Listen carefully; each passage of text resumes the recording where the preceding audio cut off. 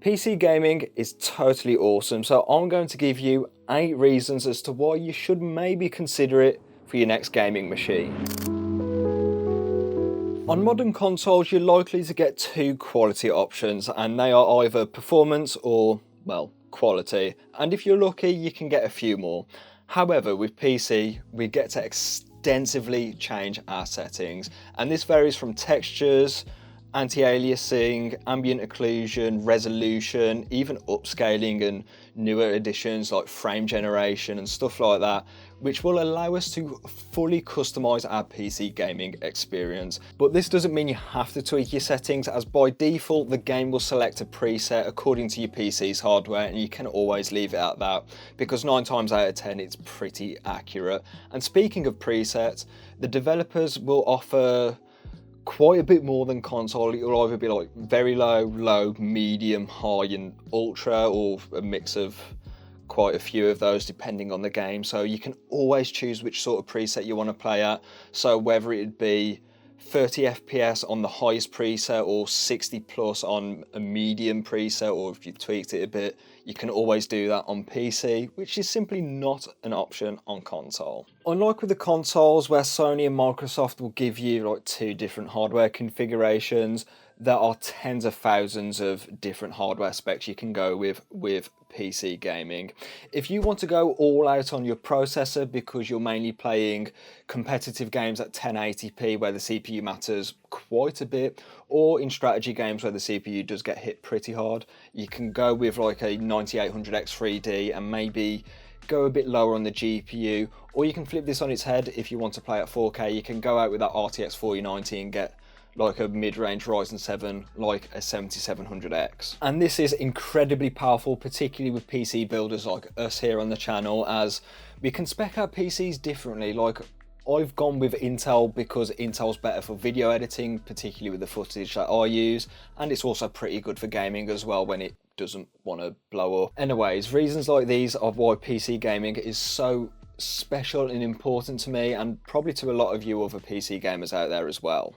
And speaking of speccing for work, a gaming PC can also be used as a work machine which can earn you money or aid you with your studies.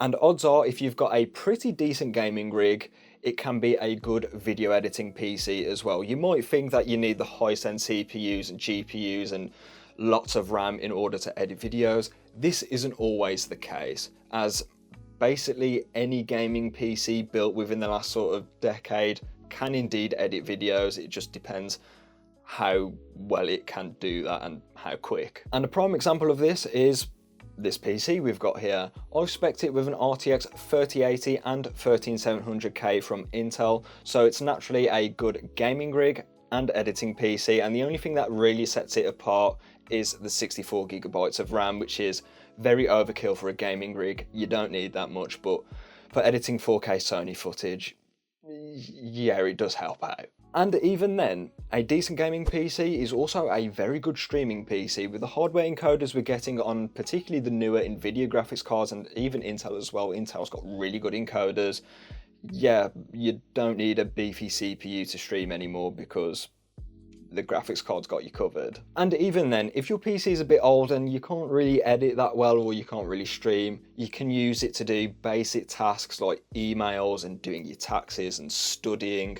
So there's always some degree of work which a regular gaming PC can do, more so than something like an Xbox or PlayStation. Depending on which console, your options of playing older games may be limited. PlayStation. However, this is not a shortcoming of PC gaming, as we can literally just play games straight from the 90s. Like the original Fallout will run on basically every single modern PC with pretty much zero problems. Yes, there will be a few teething problems with some older games, like particularly Arkham Asylum was one that I found recently, as I had to go through some subreddits to find out what was going wrong, and then I had to download this certain file to get it to work. But this is not the most common occurrence with older games. Most of them should work totally fine, but you may need to do some tweaks. However, this is better than the alternative of not being able to play them at all or through some rubbish cloud service. And on the other hand, PC gaming has a lot of exclusives, particularly with indie games, and there are some games which are just simply better on PC. Like Counter-Strike does technically have an Xbox 360 port, but no one plays that and everyone plays CS on PC anyways. And we've got the fabled Minecraft Java Edition, which is one of the best games ever made, and it's the best version of Minecraft as well, because of this next reason. And speaking of which, modding on PC is an absolutely huge benefit to it. Taking a look at Minecraft Java Edition again, you can install mods for that which basically make it look unrecognisable. A mod pack I've been playing recently is All the Mods 9, and this will allow you to go to the moon in like a rocket. You can build nuclear reactors and do all sorts of magical things on top of that. Yes, Xbox has mods, and to a lesser extent PlayStation does as well, but it's severely limited compared to PC.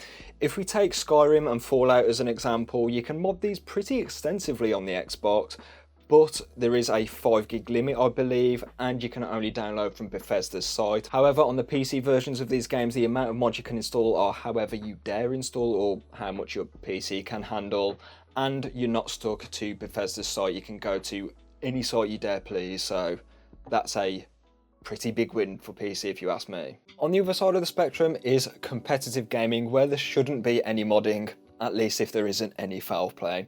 And it seems to me that the competitive scene, especially on the higher end, is much stronger on PC. If you look at the F1 esports and even Counter-Strike with the PGL majors and such, they're all on PC. And you've got other ones like Rainbow Six Siege and like League of Legends, even though we don't really talk about that one. But yeah, these are much stronger on PC compared to console. Like, I know console has competitive games, like Call of Duty is quite a strong one, particularly in the older days with like Black Ops 3 and Black Ops 2. But to me, it just feels like it's just stronger on PC for some reason. Maybe it's because of what I've seen and I'm kind of oblivious to the consoles, I'm not too sure about that. But one thing I can say for certain is, with PC gaming, we get to try out quite a bit more tech. On consoles, you're going to be locked at 120Hz at best, but with PC gaming, we can get 540Hz 1080p monitors, or even 360Hz 1440p monitors. And we get to play around with some of the best gaming keyboards on the market, like the Wooting 60HE, which you can watch in a video up there. I did a review on it. Very good keyboard, I daily drive that. And we get to use some of the best gaming mice, like this DeathAdder V3 Pro wireless. And to me, at least first person shooters, keyboard and mouse is much better than controller, even though I do like controller and I have tried it with Call of Duty recently, but I always go back to that keyboard and mouse, man. And if none of these have swayed you, there's no requirement of paid online subscriptions with PC. This is because we're not locked into an ecosystem set by Sony or Microsoft, so we don't need to pay to access online features like party chat, online multiplayer, and so on.